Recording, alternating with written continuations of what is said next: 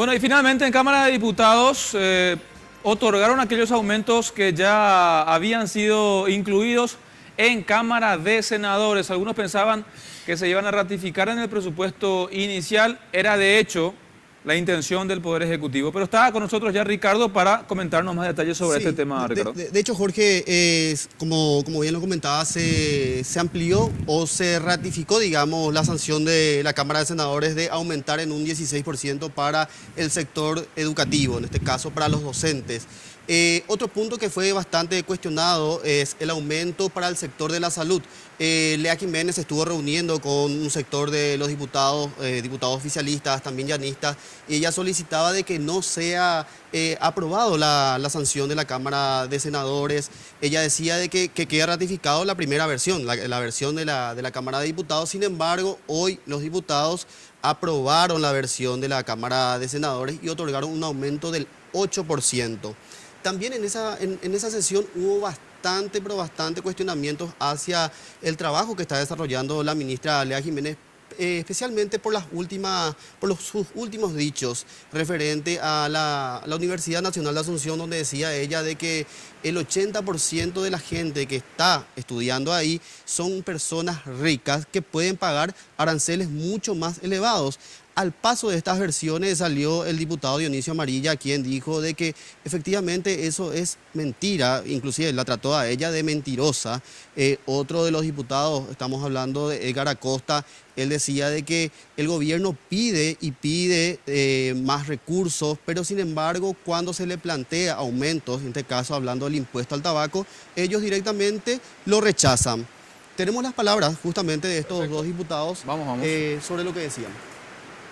Y es la misma ministra cuando en algún momento en presupuesto le había hecho como un comentario si tenía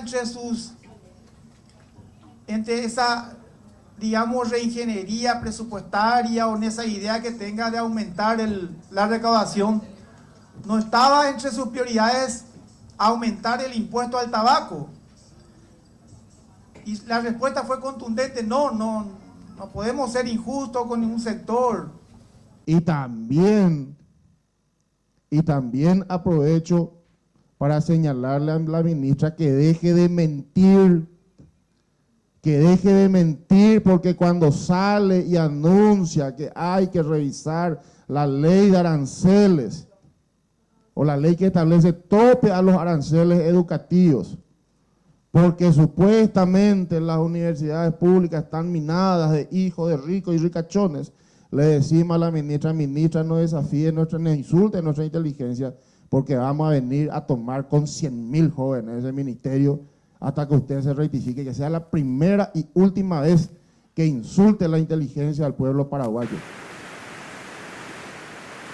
Y otro de los diputados que realizaba ciertos cuestionamientos también a la labor de la ministra de Hacienda es el diputado Mario Cáceres. Él decía de que hay mucha contradicción en lo que plantea el gobierno, porque primero ellos realizan una campaña rechazando la versión de la Cámara de Senadores, pero sin embargo después pide nuevamente de que se introduzcan esas modificaciones. Él decía de que el próximo año él ya lo visiona y dice que habrá un carnaval de peticiones, de ampliaciones de parte de las instituciones públicas.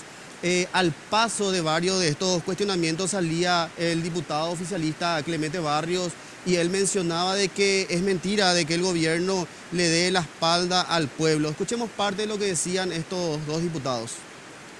Con el correr de los meses piden ampliaciones tremendas de que realmente se violan